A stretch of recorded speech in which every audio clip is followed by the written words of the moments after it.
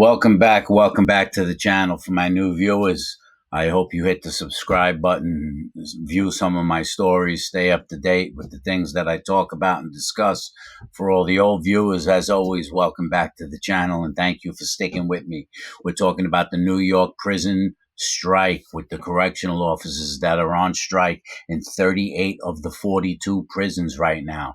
We are in day 10 of the strike as of Wednesday. So this is an illegal strike. This is against what is called the Taylor Law from the 1960s, which prohibits correctional officers from striking. It is a law that they are not permitted to strike. So they have broken the law, the correctional officers.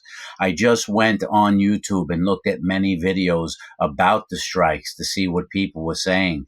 And unfortunately, it is a clear-cut case of many people just defending the correctional officers. And when you just pick one side, that just shows someone's ignorance. I'm not saying I'm against the correctional officers. I'm saying that there are two sides to this incident. There's the government side, Governor Kathy Hochul, and what she's dealing with. There's the correctional officer side, and then there's the perspective of the prisoners and their rights and their needs. And so there's a lot of different angles to discuss this current situation. There's a lot of different things to look at. As I always say, a critical thinker takes in the facts. A critical thinker looks at things from various perspectives. A critical thinker realizes that certain individuals will try and persuade your thinking by giving you one side of the story.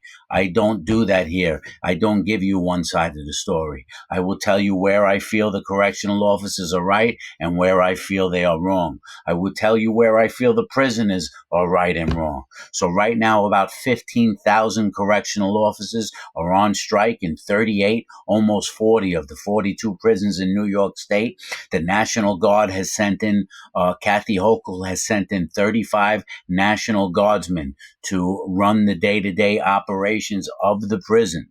Okay, so that's what's going on right now as of day 10. The correctional officers are basically picketing or grouping together outside of the correctional facilities. They have fires going and bottles of water and tents, and they're holding up signs. And the two major demands, to put it very simple, that correctional officers want is they want more staff. They want more correctional officers hired.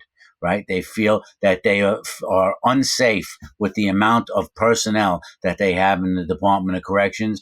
This can be valid. Okay. If they need more officers, then they need more officers. I wouldn't say I'm against that. And if they are truly understaffed, who would be against that? So they're saying maybe the governor's against that. I know the governor just made a deal with the Correctional Officers Union less than a year ago, about 1 year ago, giving them some more staff, giving them a $6,500 bonus for those who were new officers. They would get a $6,500 incentive to come on the job, and gave them increased hazard pay. That was just a year ago, but I guess they feel like they want more. So that's one thing that the correctional officers want. The second thing that they want is they want to overturn the HALT Act. And what the HALT Act is solitary confinement. They would like solitary confinement to be more extensive. In other words, right now, under the HALT Act, a prisoner can only stay in solitary confinement 15 days. But there are some exceptions to the rule. If a prisoner is deemed overly dangerous and violent, they can keep him longer than 15 days. But they say they want the more extended use of solitary confinement. Guess what? I can agree with them on that too. But the problem is that the system abuses the use of solitary confinement on a regular basis. So since this is one of the things that they're asking for, and I feel that they should also I feel that they should have access to more solitary confinement, but there has to be some guidelines and rules that are enforced, because we'll talk about solitary now. Solitary confinement is abused by correctional officers. They will tell you a different story, that everyone is so bad and crazy inside a prison and they got to put them in solitary because they're dealing with dangerous individuals. You can smoke a joint of marijuana and give a dirty urine test, and they were putting you in solitary confinement for 18 months, a year and a half for smoking a joint. Do you think that would be fair and just? Do you think that would be fair and just to incarcerate a man in solitary confinement for 18 months? Even longer. I saw it even longer when I was incarcerated. It took them over 20 years to change that rule. Right? And so that was an abuse of solitary confinement. How about when two prisoners get into a regular fist fight and one prisoner is completely defenseless? He doesn't instigate the fight. He doesn't start the fight. He doesn't want to start the fight. One inmate jumps on him and starts beating him up. But they put both of them in solitary confinement because both were involved in an altercation. Right? And now this guy's going to solitary confinement for 6 months because he got attacked. Right? And then I've seen a million times where an officer didn't like a prisoner and he put a weapon inside of his cell and put him in solitary confinement, where he put drugs inside of his cell and put him in solitary confinement 6 months, 8 months. And solitary confinement is torture in New York State. They put you in an empty cell with a door that closes, and you're permitted to have nothing, not even extra clothes. You're sitting in the same clothes for days and days, right? The food they give you is extremely, extremely minimal. So a person is in there starving. No radio in there, no television in there. You're allowed to have 5 books a week, and you'll be lucky if they even come by and give it to you. So many men were committing suicide in solitary confinement. They're not giving you that number, right? So solitary confinement and the use of it needs to be revised. You can't just give officers access to unlimited solitary confinement because they abuse it like crazy. They'll throw you in solitary confinement if they don't like the way you looked at them, and that is not an exaggeration. So yes, they want solitary confinement back so they can maintain this complete sick control that they want, right? And playing devil's advocate, there are many prisoners that should be in solitary confinement, right? And so because of that, it really needs to be worked on and looked at from a legal level on what they can do and what they can't do. They can't just scream, "We want solitary confinement back," and it gets handed to them. That's not going to work. So right now, because of this turmoil, visitation has been suspended in all 42 prisons. No prisoner is allowed to get a visit from a family or a loved one. The National Guard is in there running the prison. The governor says that she will remove their health care if they don't go back to work. She is even threatening arresting some of them if they don't go back to work, because the strike is illegal. The strike is illegal. It's not a legal strike. The officers did not handle it the correct way. Okay? The officers are fighting. These other channels aren't telling you this, right? These officers are fighting because they don't want to wear body cameras no matter what. That is dangerous, right? So the first thing you think about is, why don't officers want to wear body cameras? Why would they object to body cameras, right? Right? Body cameras will keep everyone safe. Body cameras will keep the prisoners safer, and body cameras will keep the officers safer, right? Because if they're saying that prisoners are attacking them like that, wouldn't they want that on camera? If prisoners are committing all these heinous acts and threatening their lives and putting them in serious danger, wouldn't the officer want that on camera? I would think so. I would think that is logic. I would think that is common sense, right? When officers are transporting inmates, wouldn't they want that recorded?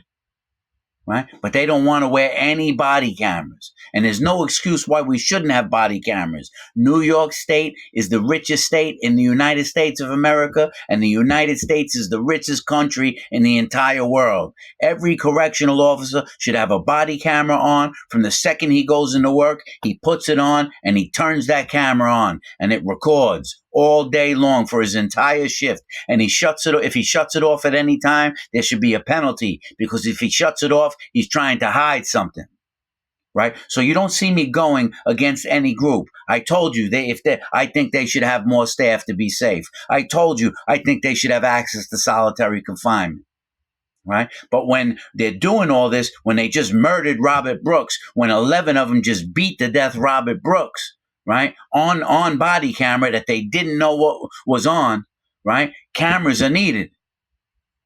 These people that are supporting all of these officers striking out there aren't talking about the abuse that correctional officers put on prisoners every single day. They may not beat to death a prisoner every day, but they beat up prisoners every day, and they do it unjustly. Right? I made a video just a day or two ago where I talked about the hardest thing in the world for me was to live with the other prisoners, because I said they were ignorant. I said that they blamed everyone else. I said that they didn't accept personal responsibility, and that was all true. But you don't put prisoners in solitary confinement for that. Right? So there's a disciplinary system in the prison, and where they go to hearings, and things get taken care of that way. But an alarming number of officers, just like I said, there's an alarming number of prisoners that make it really hard to do time. That is true.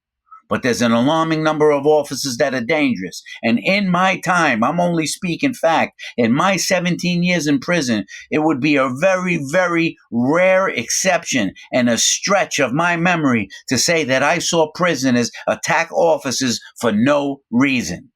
I've never really seen that. I've seen officers get attacked, like I said the other day, if they tried to intervene in prisoners that were fighting, and the officers tried to intervene, and then it turned on the officer. I've seen that happen quite a few times. But I've never seen prisoners just attack officers for no reason. Not for no reason. They usually attack officers because those officers abused them. The officer abused the prisoner in some shape, form, or fashion. The officer denied the prisoner something that he was entitled to. The officer was trying to overstep his boundaries or overstep his authority. Or the officer was verbally abusing a prisoner, mentally or emotionally abusing a prisoner. And the prisoner turned around and said, F that, and he struck back. Right? Because the officers have a habit of abusing these prisoners.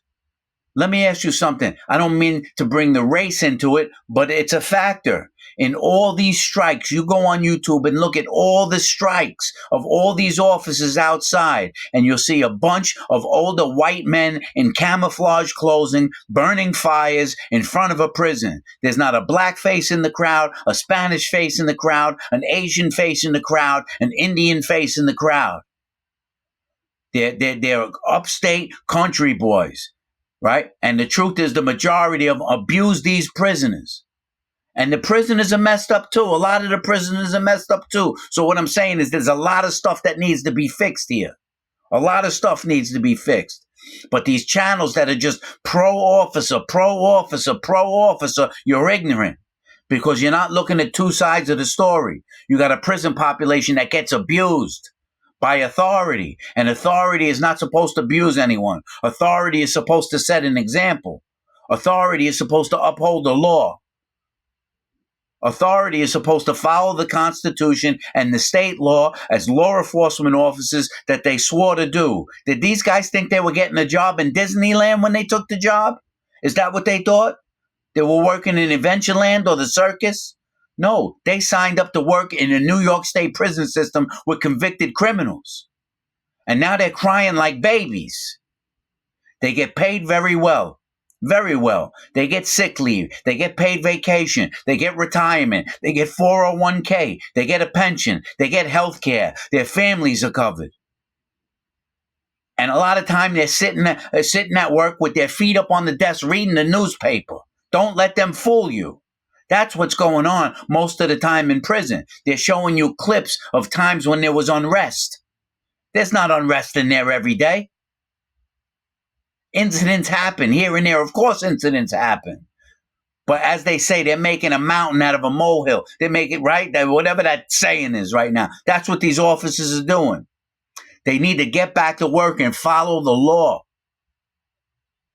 And that's the real deal about what's going on in there. I told you I'm not taking anyone's side. There's two sides to the story. So Governor Hochul doesn't seem to be backing down right now. Governor Hochul is saying, you go back to work or I'm going to start penalizing you guys. I'm going to start docking a day's pay for every day that you're out there on the strike, right? I'm going to take away a day's pay. She's threatening to take away their medical care. And I don't think the HALT Act is going to get overturned. The HALT Act is legislation. The HALT Act went through the United States Senate. It was voted on. They changed that HALT Act for a reason, because not just countrywide, worldwide. Worldwide has a view on what solitary confinement does to someone mentally and emotionally.